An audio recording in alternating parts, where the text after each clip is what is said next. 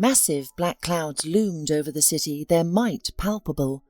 Thunder rumbled as a terrible storm approached. On a dusty winding road, a woman limped heavily on her left leg, drenched in sweat and walking sluggishly.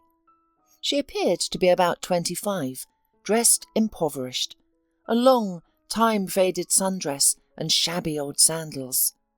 Her long blonde hair, unwashed for ages, hung in a dishevelled braid. Yet, despite her unkempt appearance and lack of makeup, it was clear that she had been a striking beauty. The woman's name was Emily, and she wasn't heading to work or to visit someone. She was going to the river with a desperate desire to stop her worth-for-nothing existence. Exhausted and devastated by troubles and hardships, she had no tears left, only a fanatical determination to stop what she saw as a shameful, miserable existence and fly away to heaven. Emily had compelling reasons for contemplating such a drastic act. Her troubles began in childhood as an orphan. Abandoned and freezing like an unwanted kitten in an alley, she was rescued by a kind-hearted janitor who took her to the police. From there she went to an orphanage. Emily knew nothing of her parents, even her name. Emily knew nothing of her parents. Even her name, Emily Smith, was given to her by orphanage staff. Life in the orphanage was far from easy, and the girl endured much. Constant hunger, attacks from aggressive boys, bullying and humiliation from callous staff, and an overwhelming feeling of being unwanted. Emily dreamed that parents would come for her, as they did for other children, to take her into their family. Adoptive parents often visited the orphanage, and other children took advantage of this, desperately wanting to leave those walls. Girls would gaze intently into adults' eyes, sometimes crying or throwing themselves into their arms. This strategy often worked, but Emily couldn't bring herself to do it. Instead, she withdrew, becoming invisible, and went unnoticed. Despite these challenges, Emily excelled in her studies, particularly in mathematics. She could easily multiply large numbers in her head and solve complex equations. Her teachers praised her and encouraged her to pursue university education. Emily shared this dream, but as an orphan, her chances of securing a spot in a university, let alone a scholarship, seemed slim.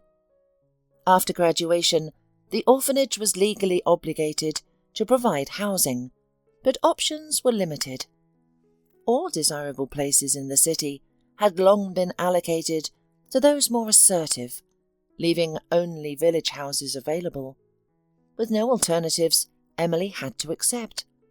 She became the owner of a dilapidated house in the near village under a social rent agreement, though the paperwork was unclear. Upon arriving in the village, Emily could hardly believe her eyes, even double-checking the address. Before her stood a time-worn, long-neglected house. Overwhelmed, she sat on the withered porch with her belongings, covered her face, and wept, oblivious to her surroundings. The next 2 days in this shack passed in a haze, broken only by a late evening call from the college admissions committee. By sheer luck, a couple of applicants had failed their exams, and Emily miraculously made it into the rankings, securing a spot at a prestigious college in her capital. Her joy knew no bounds. It seemed her life would finally improve, especially since she was allocated a room in the dormitory. Emily threw herself into her studies with passion, absorbing every word from her professors and never missing a lecture. She spent her evenings in the library, poring over additional books. Years of studying flew by imperceptibly. Emily was held up as an example to all, an exemplary student. However, her roommates often laughed at her behind her back, viewing her as nerdy and boring. Then one day, Cora invited Emily to her birthday party. "Well, enough with the textbooks, or all your youth will pass by. Tomorrow We're going with the company out of town to the countryside. You're invited too, Emily. At least you'll have some fun. By the way, the boys will not be simple. Lance, son of businessman Hodgins, and Ben, son of the head of our department, and Carl from the family of the deputy. This is not our snotty classmates, who only know how to stare at the girls and drool, and themselves afraid to approach. Emily hesitated, but she couldn't refuse her friend and agreed. It was her birthday, after all. Besides, she was really tired, and she wanted to distract herself at least a little. It was there, on vacation, that Emily met the love of her life. Everyone was having fun and swimming, but Lance couldn't take his eyes off her, burning her with his gaze. He made beautiful compliments, swam to the other shore for lilies, and gave them not to the birthday girl, but to Emily. He was crazy about the young, long-legged beauty in a turquoise swimsuit. Emily also really liked this athletic, lean, handsome guy. Between them, a stormy and passionate romance blossomed almost immediately. The couple kissed passionately and couldn't tear themselves away from each other for a second. These kisses left the girl dizzy, her heart racing. Lance tried to go further, being already skilled in matters of seduction, having been with more than one girl before Emily. But no matter how much he insisted on intimacy, Emily remained adamant. She was terribly afraid that Lance would be her first, and she didn't know how to behave. The girls encouraged her. "That's right, Emily. Let him get married first. Otherwise, we know such guys. He'll fool around and disappear, like the wind in the field. But if you marry Lance, you'll win the lottery. You won't need anything. So keep your defences up to the last." Emily gave her fiancé a tough ultimatum: intimacy only after the wedding. Soon after graduation, she received her coveted diploma and was easily accepted for an accountant position at a well-known company. Her salary was decent from the start, and Emily began scrupulously saving money for a critical acquisition: her own living space. She approached her duties conscientiously, sometimes staying late if work wasn't finished. Employees were amazed at how this girl could recalculate multi-digit figures without a calculator and process a lot of documentation in a day. The wedding was held soon after. The groom could no longer wait. He was trembling at the thought of the first wedding night. Although his parents weren't thrilled with the orphan daughter-in-law, who had no property and only a residence permit in some remote village. The mother was indignant and tried to even dissuade her son from this rash act. "Lance, my son, what did you find in this Emily? Yes, she's young and pretty, but that's all. She has no family, no home, nothing. How many girls like her are there in the world? You should be smarter. Think ahead. Your father and I wish we could merge our business with another company. Think about it. Look at the girls from our circle who have rich fathers." But the guy was adamant. He was seized by a thirst for possessing Emily. She had turned his head. Besides, he didn't take marriage too seriously. If anything, one can always divorce. It's nothing. At first, everything was fine. Honeymoon, hot and passionate nights, declarations of love. The couple was inseparable, cooing like lovebirds. Lance worked in his father's firm as a manager, knowing he'd never be fired, and that they'd always turn a blind eye to his absenteeism and negligent attitude, so he wasn't particularly worried. Initially, the newlyweds lived with Lance's parents in their big house, but her mother-in-law immediately disliked Emily, constantly nudging and trying to undermine her. She repeatedly tried to sow discord between the newlyweds, whispering to Lance that Emily devoted too much time to work, often staying late, implying something wasn't right. She also kept asking why there were still no grandchildren, saying it was time. "She only has her career in her head and you'll never have children, she'd say. The atmosphere in the family was always tense. Emily sometimes deliberately stayed late at work to avoid going home, knowing her mother-in-law's disgruntled face awaited her. Therefore, when Lance suggested jointly buying a separate apartment, Emily was all for it. She gave all her savings, a considerable amount by then, and entrusted her husband with everything related to choosing, purchasing, and registering the apartment. After all, she simply didn't have time for it. The fact that he registered it in his name didn't bother Emily at all. What's the big deal? They were one family. They trusted each other. So what difference did it make whose name was on the deed? Besides, the woman was very young and inexperienced in such matters, and she had absolutely no one to advise her. If she had known then what her carelessness would lead to later, she would have thought 100 times. And there it was, the long-awaited housewarming and move. Emily dreamed that now at last they would live peacefully and happily, without the admonitions of her harmful mother-in-law.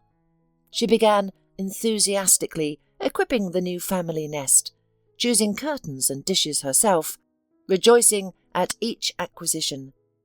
But it was not to be. Lance, having escaped parental control, let himself go in all sorts of ways. He was fed up with the boring and monotonous family life with Emily and wanted excitement again. He considered his wife a terrible bore. She had everything on a schedule, and youth was passing. The man was no longer turned on by his wife's caresses. He was bored with everything. Wanting new sensations, he looked for them in nightclubs, rolling home in the morning, tipsy and with the smell of women's perfume on his jacket. Emily cried, begging her husband to come to his senses, and the couple often quarrelled. Emily couldn't understand why Lance had changed so much. He had become distant and cold, as if those passionate nights and declarations of love had never happened. Moreover, the more she tried to please her husband, the more obnoxious he became. Emily grew nervous and jittery, making inexcusable blunders at work. She realised their marriage was cracking at the seams, but didn't know how to save it. Then one day, out of the blue, Lance proposed at dinner, "I've booked a trip to a ski resort for the weekend. Let's go. Just you and me.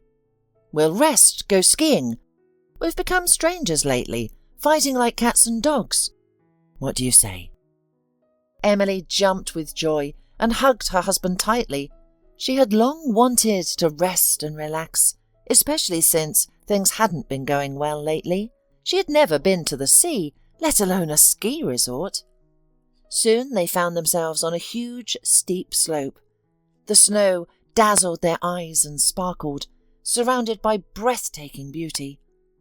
The air was so clean and fresh, it made Emily's head spin. She had never seen such beauty and looked down in awe.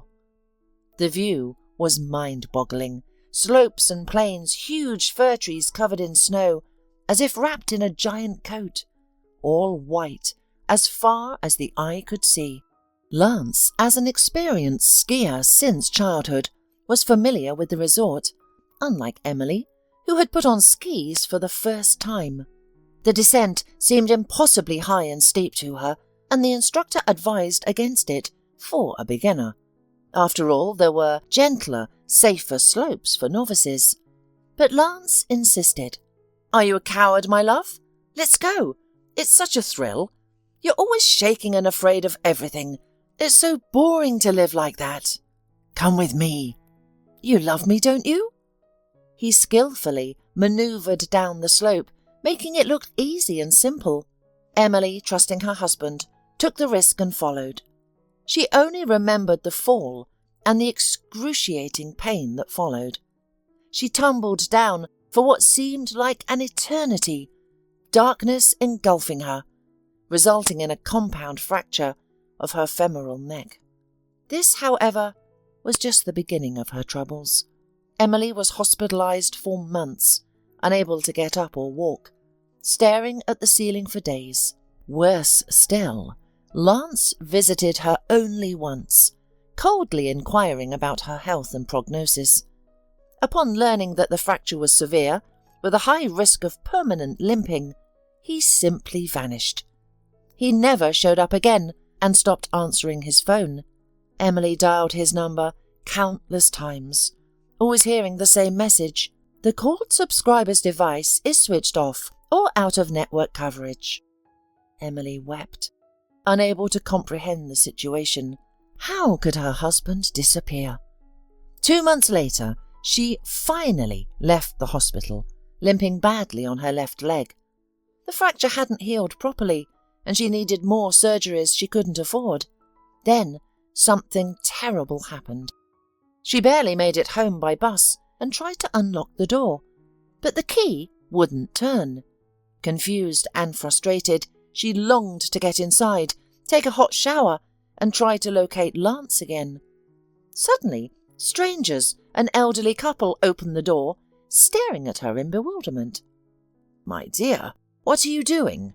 they asked. "What right do you have to break into someone else's apartment? We're going to call the police." Emily was stunned. I don't understand. How is this someone else's? It's my apartment. I bought it with my husband." "Where is he?" "We lived here until I went to the hospital with a fracture. My husband is Lance Hodgins, and I'm Emily Hodgins, his lawful wife. Can you explain what's going on?" The old lady retrieved some documents and handed them to Emily. "Look here, we recently bought this apartment. The registered owner was Lance Hodgins. No one else was listed. The transaction was legal and notarized. I'm sorry, but everything's in order. We found some papers from the former owners. Take them. We don't know what to do with them." With trembling hands, Emily opened the envelope. Inside was a divorce certificate, stating in black and white that she and Lance were no longer married. It felt like a nightmare or a cruel joke. In a daze, Emily left the building and went to her workplace, only to be turned away. They handed her a labour book noting her termination due to absenteeism. What a twist. Emily tried to explain her hospitalization and showed her sick leave, insisting her husband should have reported everything, but they wouldn't listen. It was too late. A new employee had already been hired. Desperate, Emily rushed to Lance's parents' house, determined to uncover the truth and find out where her husband had gone. There had to be an explanation for this nightmare. She couldn't make sense of it all. Her mind refused to accept the reality before her. But her mother-in-law's harsh voice crackled over the intercom. "Get out of here, you beggar!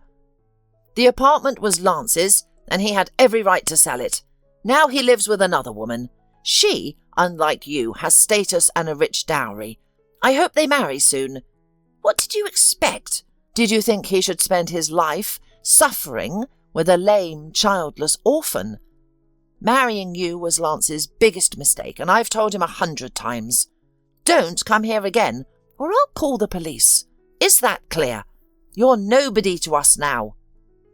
Emily shouted, her anger boiling over. "You're all miserable people. I hate you. At least give me back my things. Where are they? I need clothes."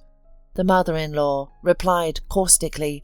"They were bought with Lance's money. But fine, the guard will bring you something." Emily's fury intensified. "You think I never worked? Even if my salary was less, I still invested in our family. How can he do this?" 5 minutes later, the guard threw a small bag of belongings at her face and shoved her roughly. "You've been told to leave. The landlady's upset. She told me to get you out of here. Go!" Emily waved her hand dismissively and limped away. With no other choice, she spent her last pennies on a ticket to her village. As she jolted away in the stuffy, dusty bus, she clung to the hope of finding shelter in her old, dilapidated house. But when she saw only charred ruins where the long-burned house once stood, She collapsed to the ground, sobbing loudly. Emotions churned inside her. Hatred, anger and resentment overwhelming her thoughts. Why? Why did he do this to me? What did I do wrong? I loved him truly, sincerely, but he robbed me, left me homeless, and ran off to his mistress. He used me like a pretty toy, and when he got bored of me, he tossed me aside like trash. Where can I go now? What can I do? The woman struggled to her feet and shuffled back to the station, a 3-kilometre trek. She had nowhere to go, no money, no belongings. Her bag contained only a couple of sweaters, jeans and a jacket, all she got for years of marriage. Her papers were the only other possessions she had left. For a month, Emily wandered, sleeping at the train station and attempting to beg, but she rarely received anything, too ashamed to press for pity. She'd simply stand with her head bowed, inviting ridicule from passers-by, who questioned why a young woman would resort to begging. The stench of her unwashed body and the grime caking her face disgusted her. Worst of all, she saw no way out of her misery. Finally, Emily reached her breaking point. It's better to drown than live like this. What's the point of such a wretched existence? I'm turning into an animal. With these dark thoughts, she stumbled to a bridge and leaned over the railing. Taking a deep breath, she gazed at the ominous sky one last time, steeled her nerves, and swung one leg over the edge. Suddenly, an expensive car screeched to a halt behind her. A well-groomed man in his 50s gaped at her from behind the wheel. He shouted, "Hey, what are you doing? You'll fall! You'll drown! The current's too strong!" Emily waved him off. "That's the point, and it's none of your business. Don't interfere." She had already swung her other leg over, balancing precariously on her hands. The man quickly ran out of his car and picked up the light-as-a-feather, gaunt woman. He studied her intently before making an unexpected offer. "Look, since you're at rock bottom anyway, I have a proposition. Come, work for me as a laundress for a couple of months. An employee's on maternity leave and I need a replacement. I'll give you a place to stay in the back room. I'll pay you fairly. What have you got to lose? If you still want to drown yourself after that, you can." Emily sniffled, considering his words. "I really have nothing to lose. I might as well agree. It can't be worse than this." She accepted. The stranger introduced himself as Mr. Aubrey, a pleasant man and engaging conversationalist. Expensively dressed and well-groomed, he wore an obvious wig. He listened attentively to Emily's story of her husband's betrayal, shaking his head in sympathy. He showed her to a small back room, furnished with a table, chair and couch. Though windowless, it offered more comfort than Emily had seen in weeks. Mr. Aubrey even arranged for bedding, towels and other necessities. He allowed her to use the staff shower and provided tea and cookies. As Emily sipped her tea, Mr. Aubrey offered some parting wisdom.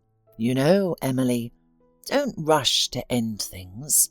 Sometimes problems solve themselves, without our desire or effort. So work for now. We'll see what happens." The woman was immensely grateful to Mr. Aubrey for his kindness and understanding. That evening she stood under the shower for an hour, washing off all the dirt. For the first time since leaving the hospital, she fell asleep. The hard couch felt like a soft feather bed to her. Emily approached her work with utmost responsibility, diligently performed her duties, and quickly adapted. Naturally, she felt slighted that she, a professional accountant, was now merely a laundress. However, it was preferable to wandering and starving at the station. The staff quietly chuckled at the lame beggar living in the back room, but they didn't openly insult her. They still pitied her. It was a sin to mock a person with a disability.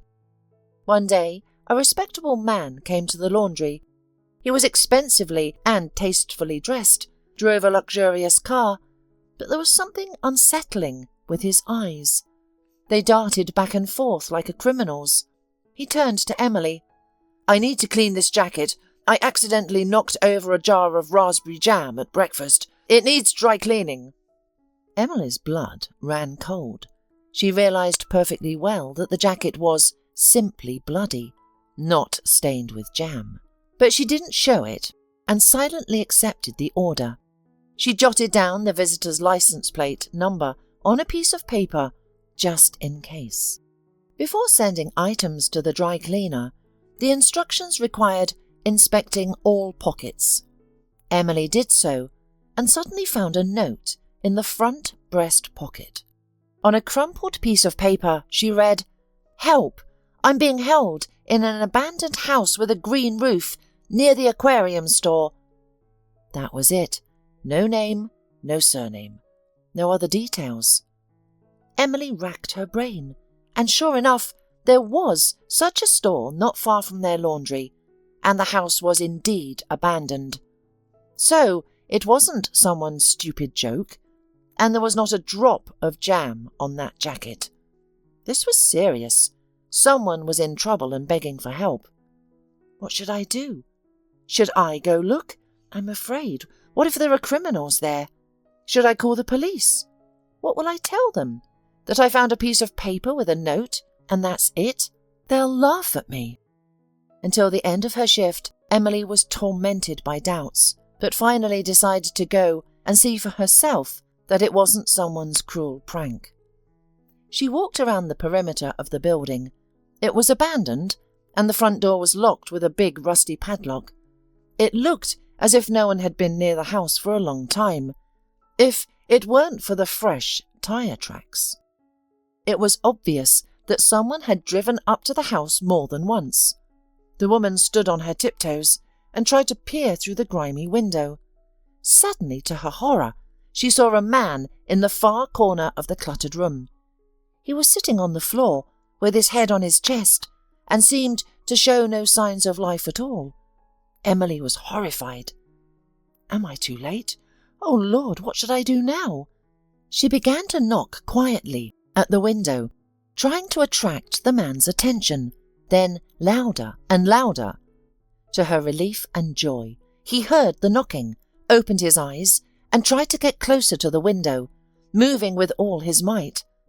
The man was badly beaten, barely clinging to life, with purple bruises caked on his arms and head, fresh abrasions all over. His face was so swollen that it looked more like a frightful mask.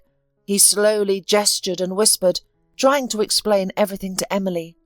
She understood. I was kidnapped for ransom. My father is a rich businessman. This house belongs to a criminal. He works for a gang. So greedy he even took my bloody jacket. Save me! I beg you, call the police! Emily nodded and immediately, so he could see, called the police station. She explained who she was and what she wanted, long and confusedly, but they seemed to believe her. The woman didn't run away. She waited until the patrol arrived, and the prisoner was released. When the poor, battered prisoner was taken on a gurney to the hospital, he whispered to her, My name is David Milligan. Thank you. I'll never forget you. Tears welled up in his eyes, and the woman, almost crying herself, waved her hand and shouted after him, I'm Emily. Everything will be all right. All night the woman tossed and turned, unable to sleep even for a second, thinking about this incident. The guy's brown, pleading eyes were etched in her memory. Something about this poor stranger had touched her, resonated in her soul. The very next day, after her shift, Emily took a shower, let her hair down for the first time, bought bananas and tangerines with her last money, and went to see David in the hospital. At first, they didn't want to let her in, because the man was in intensive care, in serious condition, but then they took pity on the lame, sad woman and allowed her to see the man.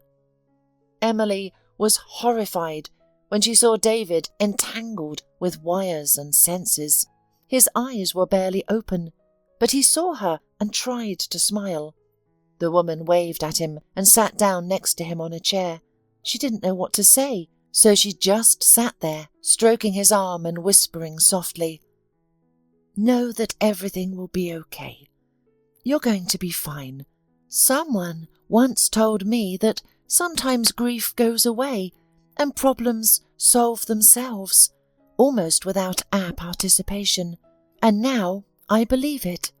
Be strong, and I'll come back tomorrow, okay?" The man's eyes moistened, and he nodded weakly. Emily began visiting David as if it were her job. The staff grew accustomed to her presence. However, David's father rarely visited, staying only for 5 minutes each time. He would tersely inquire about his son's health and depart, citing his busy schedule. Emily couldn't comprehend this behaviour. After all, the son had miraculously survived and escaped from criminals. How could the father be so indifferent? When David was moved to a regular ward, he decided to have an honest conversation with Emily. This peculiar, attractive and melancholic woman had become his closest confidant. He yearned to share the burden he had carried for years.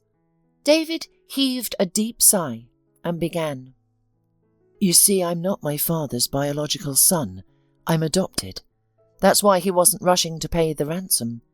Apparently, my birth parents died, and this man took custody of me. He also acquired all my parents' assets. He was their business partner. That's how he became my foster father. I have no memories of my parents, and I've never even seen a photo of them. Oddly, they're nowhere to be found. What's more peculiar is that neither the perpetrators of my parents' death nor my kidnappers were ever caught. How is that possible? You gave the police the license plate number of the car that delivered my bloody jacket, and we created a sketch together. Something doesn't add up. I can sense it. My foster father seemed displeased that I survived. I can see it in his eyes. I'm like a thorn in his side. We've had a strained relationship since I was young. He used to look at me strangely. It's difficult to describe, but it gave me chills. I never felt any affection or warmth from him. It hurt when I was little, but I grew accustomed to it. I've never shared this with anyone before, but for some reason I trust you. Now that I've graduated from university and started delving into the corporation's affairs, our relationship has completely deteriorated." Emily responded, "Now I understand why he visits so infrequently, and why your communication is so cold. These things happen, I suppose. I'm sorry, but at least you have a father, even if he's foster.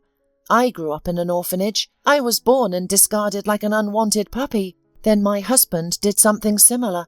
While I was hospitalized with a fracture, he robbed me of everything, sold our apartment, and left with his mistress. I was fired from my job, retroactively, and hooligans burned down my old house. Just like that, I became homeless and a limping beggar. I used to be a married woman and an accountant. I was so distraught, I contemplated suicide.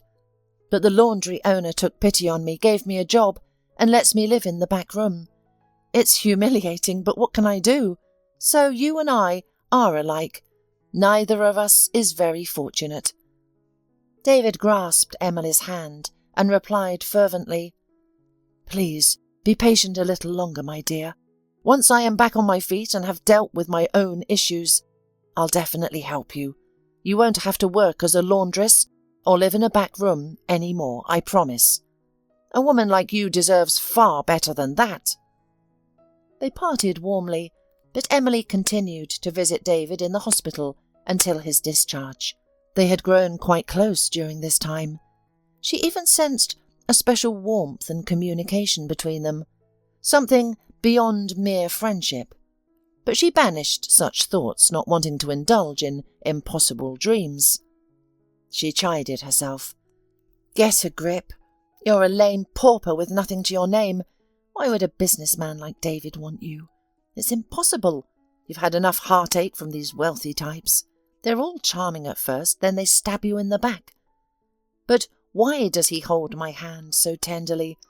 Why does he gaze into my eyes with such sincerity? Why does he call me my good girl instead of just using my name? Despite her internal struggle, the mere thought of David made her heart race, and she couldn't suppress a foolish smile. Another month passed. David and Emily continued to meet in secret. They strolled along the riverbank, admired sunsets, and held hands gently, but nothing more. David maintained his boundaries. For Emily, each encounter felt like a holiday, a respite from her troubles. She knew David's father disapproved of their unusual relationship and that her co-workers at the laundry mocked her, but she didn't care. Her soul craved these meetings. They filled her with warmth and tenderness, slowly healing the wounds left by her husband's betrayal. David, too, couldn't fathom why he was so drawn to this enigmatic Emily. Surprisingly, when they were together, he felt a sense of peace and contentment, barely noticing her limp. Their souls seemed to connect beyond their conscious will or desire. He longed to help Emily. Renting her an apartment and finding her a proper job would be simple for a man of his means. However, until he uncovered the truth and exposed the villains, David feared bringing Emily too close, lest he put her in danger. All this time, Emily felt as if she were being followed. When she turned around, there was no one. Her intuition never failed her, and she was certain someone was watching her. For some reason, she suspected David's father had hired someone to track them. The thought made her deeply uncomfortable, sending chills down her spine. When she shared her concerns with David, he agreed. "You know, I've noticed it too. Yesterday at the gas station, I felt someone glaring at me. I turned around, only to see a cap flash by as the man quickly hid. I thought I was imagining things, but now I realize it wasn't. What on earth is going on?" One evening, Emily was resting blissfully after a hard shift, rubbing her aching leg. Suddenly, there was an insistent rapid knock on her door. Surprised, she went to open it, thinking it might be a security guard or staff member. Instead, an elderly man stood on the doorstep, wearing a cap pulled low over his eyes and a hood that obscured half his face. He spoke quietly and quickly. "Are you Emily? May I come in? It's risky being on private property. I won't take much of your time. I have something critical to tell you." Emily hesitantly stepped back, allowing the stranger to enter, despite her unease. The man sat on the couch and began to speak rapidly. "Please, listen carefully. I'm John Milligan, the real father of your boyfriend, David. I originally owned the firm. I built it from the ground up with my wife's help, and it gradually expanded. When I could no longer manage all the responsibilities alone, I was advised to take on a partner. Pablo Varese approached me seeking a job. At first I liked him. He was clever, smart and savvy. For years he was my right-hand man. I began to trust him so much that I signed papers without looking, which I soon regretted. Years ago, it wasn't me who died in that accident, but my personal driver and my wife. They claimed the brakes were faulty, but my driver, Ian, was meticulous. He checked everything repeatedly before leaving and maintained the car carefully. Later I realized whose handiwork it was. My partner, Pablo Varese, wanted to take over my business. He had it all planned out. A few days later, he had fabricated evidence against me, tax evasion and clear legal violations. As a result, I was sentenced to 20 years in a strict regime prison. They tried to kill me several times, but I survived. When I was imprisoned, my son was just 2 years old. David doesn't remember me at all, I'm sure. My partner lied, telling him I died in the accident.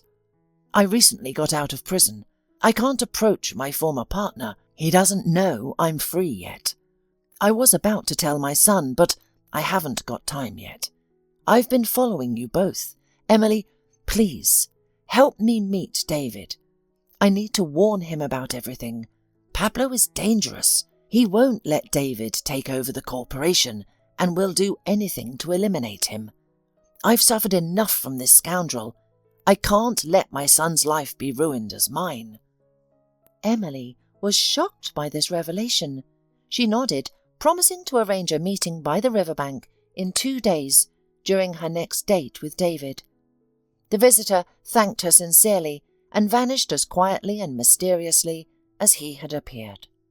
For the next 3 days, Emily was restless, unsure how to tell David that not only she, but also his long-lost father would be waiting for him. After all, David believed his father was dead. How would he take this news?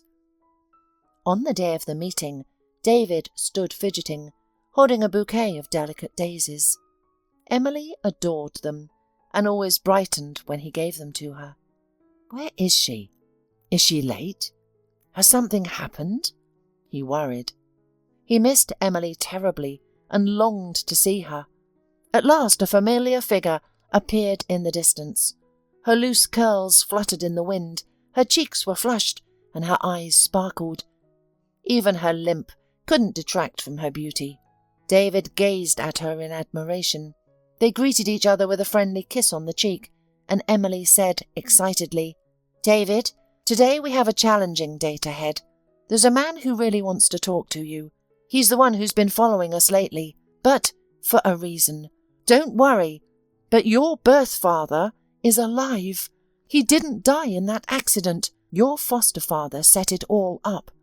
Well, your dad will explain everything himself. Shall we go?" David was dumbfounded. He stood there frozen, unsure if this could be true. He had believed his father was dead his entire life, and now he had suddenly come back to life. John Milligan emerged from the bushes, approaching David timidly.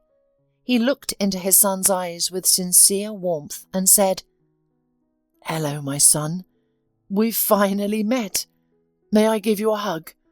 I've dreamed of this for so many years. You were only 2 when I was imprisoned. I still remember you as a cheeky, rosy-cheeked little boy, and now look at you, a real man." David stared at him intently and realized it was true. He resembled this man greatly, the same eyebrows, the same look, the way of throwing back his head. There could be no doubt. John's life had clearly taken its toll, but the resemblance was undeniable. When they embraced, David felt a warmth inside he had probably never experienced before, the very warmth he had missed throughout his childhood.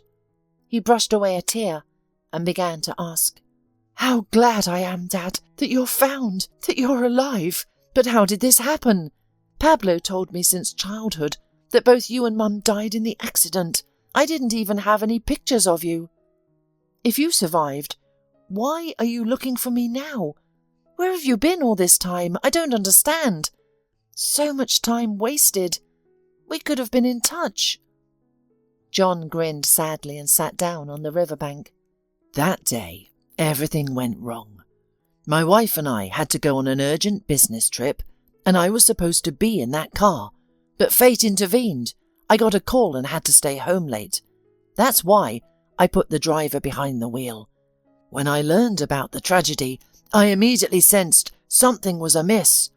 I went to Pablo because I trusted him unconditionally, and he threw me in jail for 20 years. He had fabricated a case against me, preparing it for a long time. Just like that, my closest friend and partner stabbed me in the back. That's how I ended up behind bars. They tried to get me there more than once. See this scar? I survived by a miracle. I've recently been released from prison. I've been following you and Emily. I'm sorry, I don't want anything from you, son. I just want to warn you. Don't trust Pablo. He's dangerous. He'll set you up. I don't want him to ruin your life too. The scoundrel doesn't even know I'm alive. Moreover, I have documents hidden in a safe place, confirming that I'm the owner of the entire corporation. Pablo is just my partner, but I don't know how to confront him." David was indignant, shaking with anger. "What a jerk! He put you in jail and took the company for himself, and now he wanted to take me out too. I'm sure he had something to do with my kidnapping. He wasn't in a hurry to ransom me, and wasn't happy about my rescue. Well, that's okay. I'll make him dance to our tune. I'll lure Pablo out. We'll arrange a meeting for you, right at our house, and you bring all the documents, so we'll nail the scoundrel." Father and son developed a plan for revenge, believing that evil should not go unpunished. After his father left, Emily and David walked along the riverbank for a long time, discussing the incredible meeting. As it began to get chilly, Emily shivered. David suddenly turned her towards him, hugged her tenderly, and whispered, "You're cold, my dear. Come, I'll warm you up." And he kissed her passionately, not in the friendly way he had before. Emily immediately felt dizzy, the ground seeming to disappear beneath her feet. She knew this was wrong. They had no future. She was a lame laundress without a home, and shouldn't cross this line. But it was too late. Her heart drowned out her reason, and she gave in to the avalanche of passion. "I won't let you go anywhere else, dear. I love you, Emily, and I don't need any other woman. Understand? You don't work in the laundry anymore. I'll talk to the owner. Now I'll take you to my apartment downtown, and when I deal with the scoundrel, Pablo, you and me will get married. What do you think about my plan?" Emily exhaled with relief and even cried with happiness. She couldn't believe that her life had suddenly found meaning and colour again. David took Emily to his wonderful spacious apartment and told her to get settled in. He gave her a bank card with a substantial amount of money, encouraging her not to be shy and to buy whatever she needed. They said goodbye warmly, and David left to execute his plan of revenge. Upon arriving at the company office, he first dealt with current affairs, then casually mentioned to his foster father after the meeting, "I've invited a businessman to dinner tonight. He's new in our city and eager to cooperate with us. I'd like you to meet him. Do you mind?" Pablo shrugged his shoulders. "Why not? If he's a potentially profitable partner, we can have dinner. Bring him, of course." As evening fell, David was trembling inside, but maintained a calm exterior. The cook prepared a sumptuous table. Pablo, dressed in a pinpoint suit, awaited his guests. At last the doorbell rang, and John entered the living room. Though he had aged and his hair had greyed, he still looked quite distinguished. David had ensured his appearance was impeccable, dressed to the highest standards, and carrying a solid leather briefcase. Pablo was stunned into silence. The former companions stared intently into each other's eyes, like duelists, without blinking. John spoke first. "Well, hello, Judas. How are you living on my money? I see you're doing well. Didn't expect me to survive, did you? Surprise successful, then. You sent thugs to prison twice to finish me off. What do you think I'm going to do now? Stand by as you deceived my son for years, lying that I was dead, when you knew full well I was behind bars? Listen, John, let's not get heated, okay? Let bygones be bygones. We could split the capital and go our separate ways. Agreed?" John laughed in his face. "No way. I have proof that this is solely my business. I'll go to the authorities and prove it, and you, my dear, will be in my shoes. You'll see how it is in prison." Pablo turned pale, broke into a sweat, and clutched his heart. David called both the police and an ambulance simultaneously. He felt dizzy from the unfolding events. Was it true that for so many years he had called a man father who had essentially killed his parents, who had ruined multiple lives? It was hard to comprehend. Meanwhile, Emily was busy at work. She cleaned the apartment, cooked a delicious dinner and decided to spruce herself up a bit, not wanting to look like a beggar, especially since David had allowed her to spend money freely. With a pounding heart, she entered a beauty salon. The air was fragrant with expensive creams and perfumes. Ladies sat in chairs behind screens, undergoing various procedures. Judging by the expensive handbags on the rack, one could imagine the steep prices. A flamboyant receptionist looked at the limping woman in a faded, worn-out dress and frowned, then reluctantly asked, "Are you sure you're in the right place? This is a high-end establishment." Emily, deeply offended and embarrassed, quietly replied, "I just wanted a new hairstyle and a manicure too. Don't worry, I have money." The girl smirked. "Have you even seen our rates?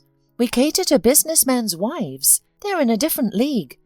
The local shelter for the disabled is across the street." Emily suddenly burst into tears and ran out of the salon, limping badly. That evening, David rushed to the apartment, shouting joyfully as he entered, "I'm home, darling. How are you, my dear? Settled in?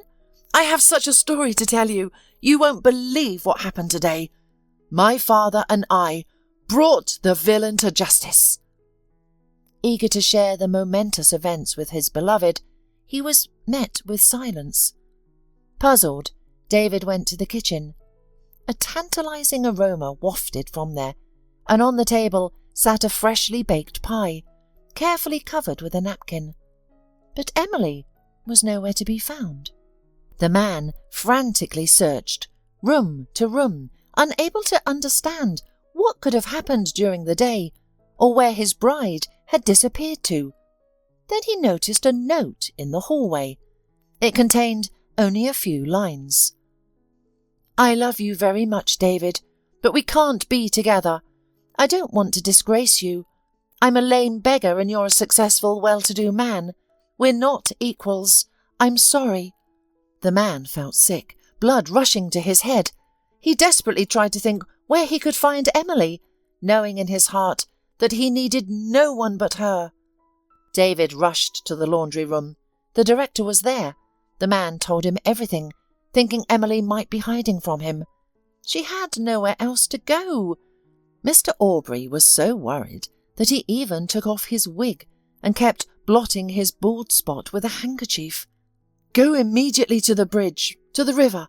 I'm sure she's there. When I first met her, Emily had just tried to jump off the bridge and drown herself. I'm afraid she's decided to finish what she started. Don't think she's crazy. She's an excellent woman. But she's had a difficult and troubled life. And then there's the limp.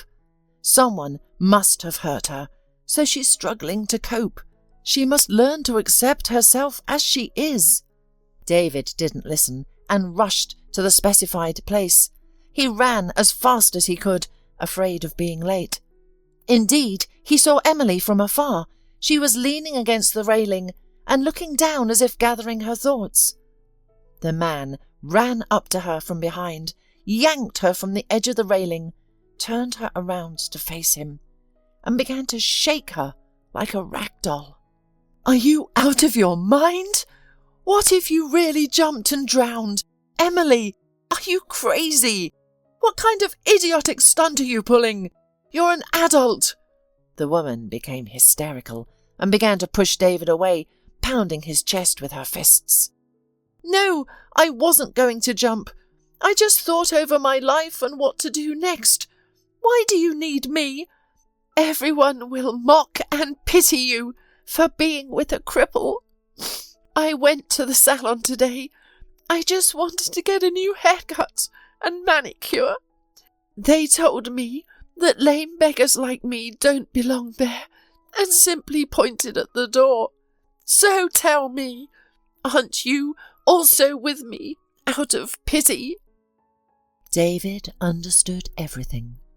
He embraced her, pressed her against him, and began to soothe her like a child. "How foolish you are. You're in my soul, in my heart. Do you understand? And I don't care about your limp. I don't even notice it, if you want to know. I love you, and I want you to be my wife. This isn't pitying. Please, go home and don't ever leave me again, okay? I almost went crazy when I didn't find you at home." Emily felt so good and warm from these words.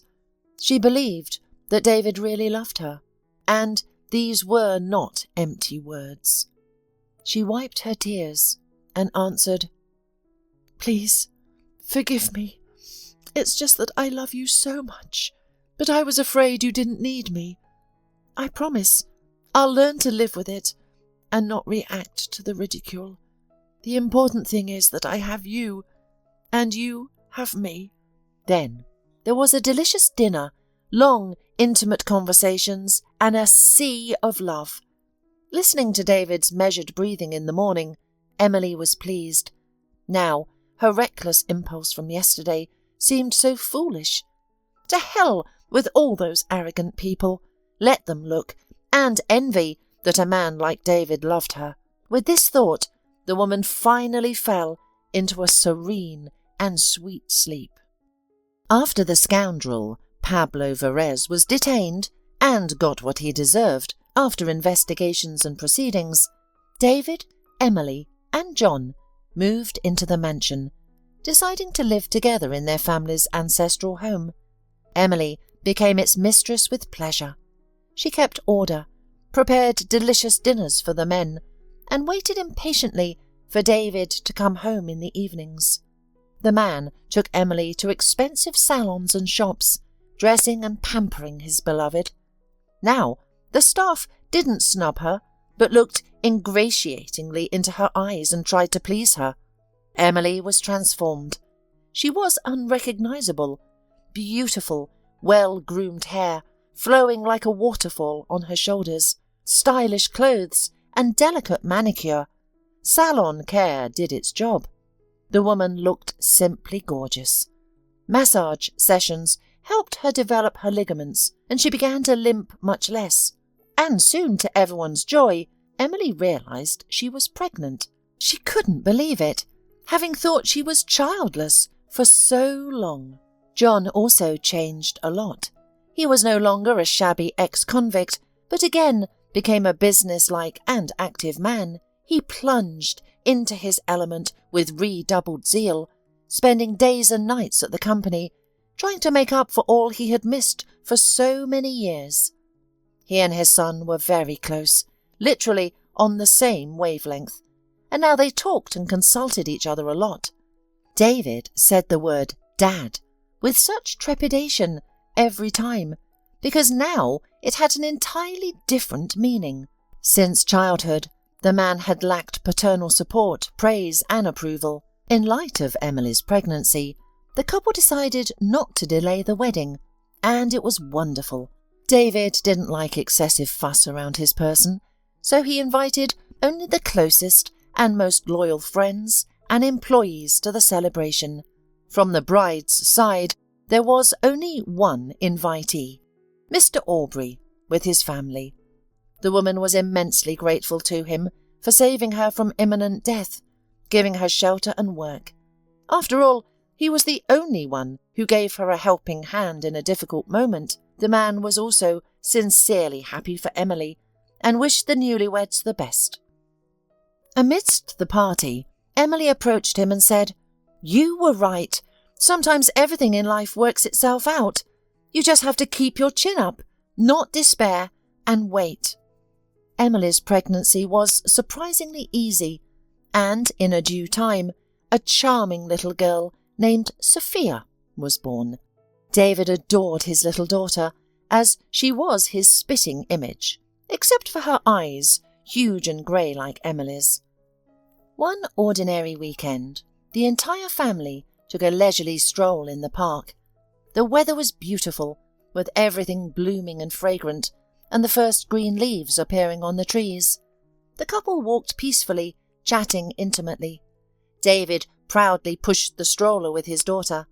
Suddenly, Sophia whimpered and began to squirm. Emily immediately took her daughter in her arms, and she and her husband sat on a bench, cooing and babbling with the baby. The scene was heartwarming. Nearby, a mover, unloading boxes of drinks from a store, gritted his teeth and dropped a box on his foot. The dishevelled man howled in pain, but couldn't take his eyes off the couple in the park. He instantly recognised Emily, who hadn't changed a bit. In fact, she looked even prettier and more radiant. More importantly, she was visibly happy. The man next to her placed the baby back in the stroller, tenderly embraced Emily, kissed her, and they continued their leisurely walk. The loader, with shaky hands, opened a bottle of beer and greedily gulped it down. It was difficult to recognise the formerly famous businessman, Lance Hodgins, in this downtrodden man. Life had rewarded him for all the cruel things he had done to Emily. The mistress for whom he had abandoned his wife had robbed him, working for his competitors. She had given them all the company information, ensuring Lance was left with nothing. His parents died after a serious illness. All his friends and former partners immediately turned their backs on him. Who needs a penniless loser? Grief-stricken, Lance began drinking, initially thinking he could stop any time, but he was mistaken. Now he lived a miserable existence, working odd jobs as a loader and renting a corner in a dormitory. When Lance saw Emily, so beautiful and happy, with a baby in her arms, his world turned upside down. Only now did he realise what a remarkable woman he had lost, and how he had needlessly ruined her life. She was probably the only one who had loved him sincerely and truly. He was overcome with regret, knowing that nothing could be undone, and everything that happened to him was in fact retribution for his actions. Yeah, the proverb rings true. What we have, we don't cherish. When we lose it, we weep.